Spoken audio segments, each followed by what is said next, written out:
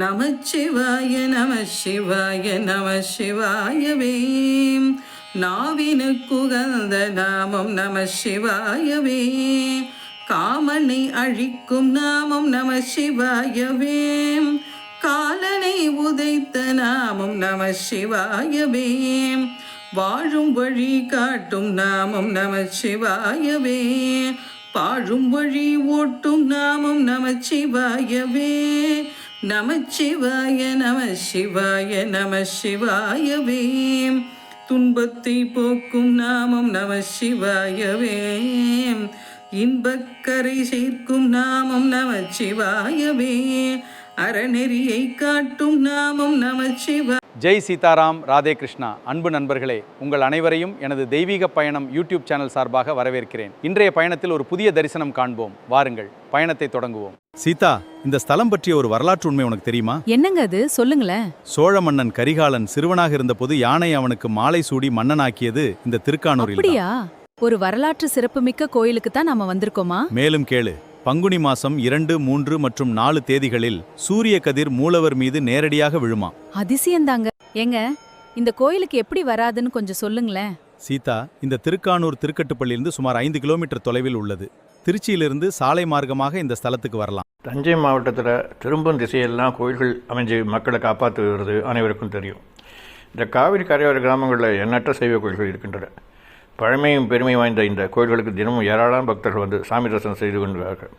Kaveri delta மாவட்டங்களில் உள்ள சிவாலயங்களில் மக்களின் தங்கள் மனச்சுமைகளை இறக்கி வைத்து ஆறுதல் பெற்று வருகின்றார்கள். அந்த வகையில் தஞ்சை மாவட்டம் திருக்காட்டுப்பள்ளிக்கு வடக்கு பகுதியில் கொள்ளிடம் ஆற்றின் கரையில் விஷ்ணம்பேட்டை கிராமத்தில் அமைந்துள்ள திருக்கானூர் கரும்பீஸ்வரர் திருக்கோயில் ஒன்றாகும். திருக்கானூர் என்ற மணல்மேடு என அழைக்கப்படும் இந்த கோயில் கிழக்கு நோக்கி அமைந்துள்ள சிவன் கோயிலாகும். இந்த கோயிலில் உள்ள நுழைந்தவுடன் வடபுறத்தில் தெற்கு நோக்கி அம்மன் கோயில் அமைந்திருக்கின்றது. இந்த கோயில் இறைவன் கரும்பீஸ்வரர் அம்மன் ஒன்று சவுந்தரநாயகி அம்பாள். மூலஸ்தானத்தில் கோயில் கொண்டுள்ள இறைவனுக்கு கரும்பீஸ்வரர், செம்மேனிநாதர், தேஜோமயர், விஸ்வனேஸ்வரர், செம்மேனியப்பர், முளைநாதர் ஆகிய பெயர்கள் இருக்கின்றன. இந்த கோயிலின் தீர்த்தம் கொள்ளிடம் மற்றும் வேத தீர்த்தம் ஆகும். ஸ்தலவிருட்சம் வில்வமரம். கோயிலின் அருகில் உள்ள கொள்ளிடம் நதி பெருக்கெடுத்து ஓடியதால் இந்த கோயிலை மணல் மூடி மக்களுக்கு கண்களுக்கு தெரியாமல் இருந்தது. இந்த நிலையில் மாடு மேய்க்கும் சிறுவர்கள் காலில் கோயில் கலசம் தென்பட்டதை தொடர்ந்து இந்த இடத்தில் தோண்டி பார்க்க கோயில் முழுமையாக வெளியே கொண்டு வரப்பட்டது. இந்த கூற்று உண்மை என்பது போல தற்போது கோயிலின் மதில் சுவரை சுற்றி மணல் மேடு காணப்படுகின்றது. இந்த கோயில் இருந்த பகுதி பனிமதி மங்கலம், கரிகால் சோழ சதுவேதி மங்கலம் என வேறு பெயர்கள் இருந்ததாகவும் வரலாறு தெரிவிக்கின்றது. வாருங்கள் நண்பர்களே, இத்தகைய சிறப்புமிக்க இந்த திருக்கோயிலை நாமும் தரிசனம் செய்வோம். நன்றி, வணக்கம்.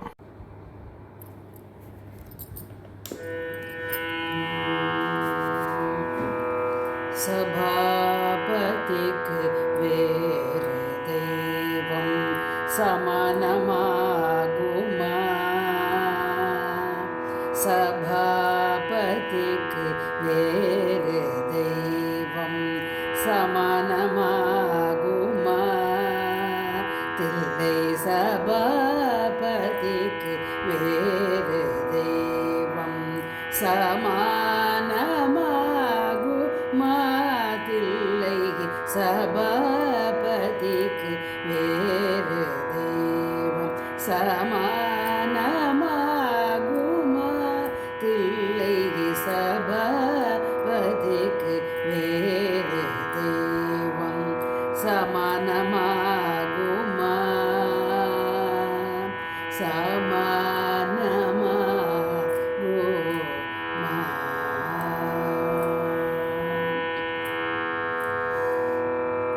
கிருபாநிதி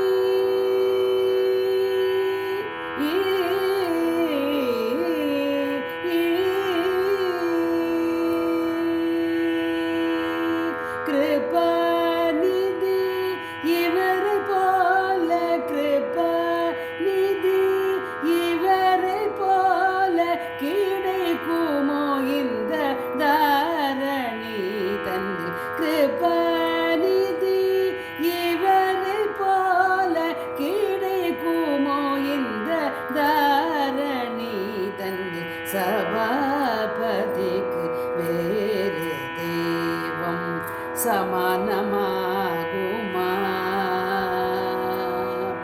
சமானமாகுமா?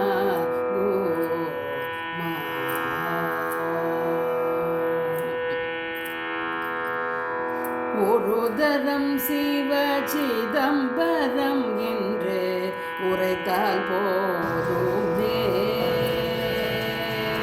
ஒரு தரம் சிவ சிதம்பரம் என்று உரைத்தால் போதுமே.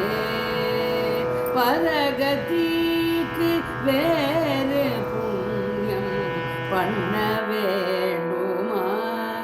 பரகதிக்கு வேறு புண்ணியம் பண்ண வேண்டுமா? அரிய புலையர் மூவர் பதம் அடைந்தார் என்றே புராணம். அரிய புலையர் மூவர் பதம் அடைந்தார் என்றே புராணம் அறிந்து சொல்ல கேட்டோம். கோபால கிருஷ்ணன் பாடும் தில்லை சபாபதிக்கு வேறு தெய்வம் சமானமாகுமா?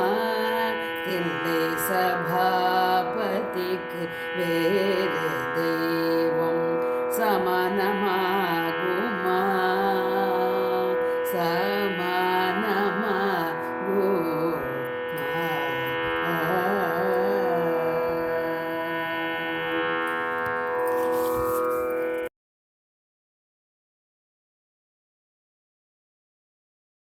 அன்பு நண்பர்களே, இத்திருக்கோயில் தரிசனத்தை பக்தியுடன் செய்திருப்பீர்கள் என்று நம்புகிறேன். பிடிச்சிருந்தால் லைக் செய்யும், கமெண்ட், ஷேர் மற்றும் சப்ஸ்கிரைப் செய்யவும். மீண்டும் சிந்திப்போம்.